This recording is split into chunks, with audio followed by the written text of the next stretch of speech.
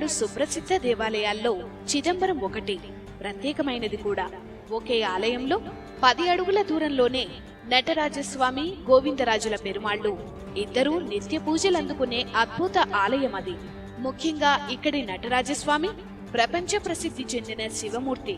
మరి చిదంబర రహస్యం అంటే ఏంటి? ఇది ఎప్పటికీ అంతుచిక్కని, సమాధానం లేని ప్రశ్నే అంటారు అంతా. కానీ సమాధానం లేనిది ప్రశ్న ఎలా అవుతుంది? ఈ రహస్యాన్ని ఛేదిస్తోంది తిరుమందిరం కావ్యం. 1000 ఏళ్ల క్రితం నటరాజ భక్తుడు 63 నయనార్లలో ఒకరైన తిరుమూలర్ తన తిరుమందిరం కావ్యంలో చిదంబర రహస్యాలను వివరించారు. మనిషి ఆత్మ సాక్షాత్కారానికి, శరీర నిర్మాణానికి నిలువెత్తు రూపమే చిదంబరమని తిరుమూలర్ ఆనాడే చెప్పారు.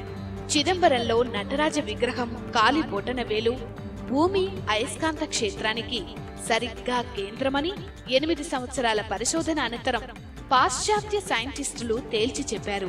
ఈ విషయాన్ని 1000 ఏళ్ల క్రితమే తిరుమందిరంలో స్పష్టంగా వివరించారు. అంటే ఈ ఆలయం ప్రపంచ అయస్కాంత క్షేత్రానికి సరిగ్గా మధ్య బిందువు.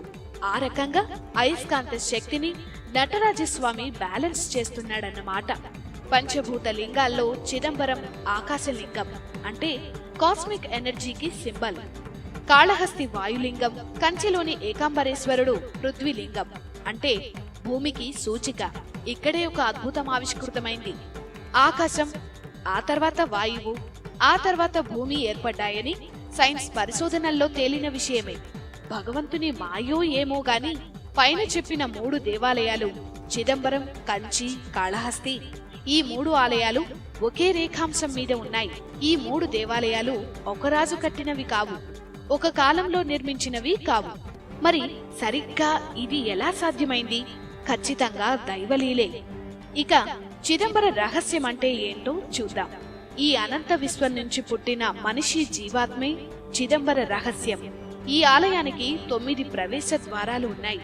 ఇవి మానవుడి నవరంధ్రాలకు సూచిక. చిదంబరం దేవాలయం పైకప్పుని 21,600 బంగారు రేకులతో తాపడం చేశారు. మానవుడు రోజుకు 21,600 సార్లు గాలి పీలుస్తాడు. సైన్స్ ప్రకారం లెక్క వేద్దాం. నిమిషానికి ఒక ఆరోగ్యకరమైన మనిషి తీసే ఉచ్ఛ్వాస నిశ్వాసల సంఖ్య 15. గంటకు 900. రోజుకి 24తో గుణిస్తే సరిగ్గా 21,600. కొన్ని వేల ఏళ్ల క్రితమే మన యోగా శాస్త్రం మనిషి అనాటమీ మీద చేసిన గొప్ప పరిశోధనకు ఇదే సాక్ష్యం. ఇక పైకప్పు బంగారు రేకులను తాపడం చేయడానికి 72,000 బంగారు మేకులు వాడారు. మన శరీరంలో ఉండే నాడుల సంఖ్య 72,000ని ఆయుర్వేద శాస్త్రం చెప్తోంది. దేవాలయంలో నటరాజస్వామి కొలువైన గర్భగుడిని పొన్నాంబళం అంటారు. ఇది కాస్త ఎడమవైపుగా ఉంటుంది. శరీరంలో గుండె ఉండేది ఎడమవైపే కదా.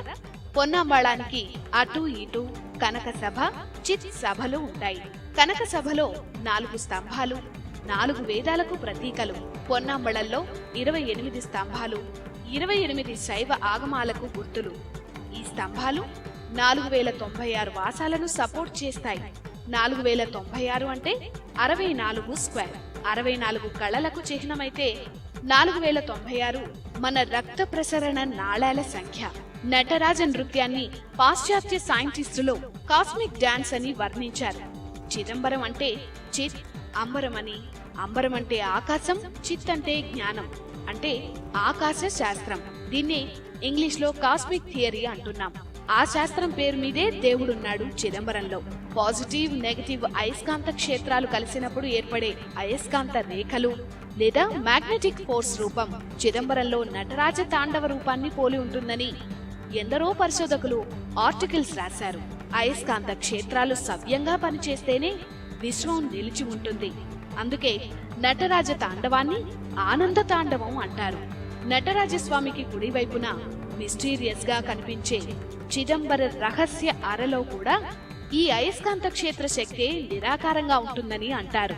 నిరాకార, నిర్గుణ ఆత్మ సాక్షాత్కార స్వరూపమే నటరాజస్వామి అని చెప్పడం చిదంబరం అసలు రహస్యం. ముఖ్యంగా మానవుడి జీవాత్మ అద్భుత నిర్మాణమే చిదంబర రహస్యం. ఈ విషయాలన్నీ 1000 ఏళ్ల క్రితమే తిరుమూలర్ తన ప్రబంధం తిరుమందిరంలో చెప్పారు. ఇవన్నీ నిజమేనని శాస్త్రజ్ఞులు అంగీకరిస్తున్నారు.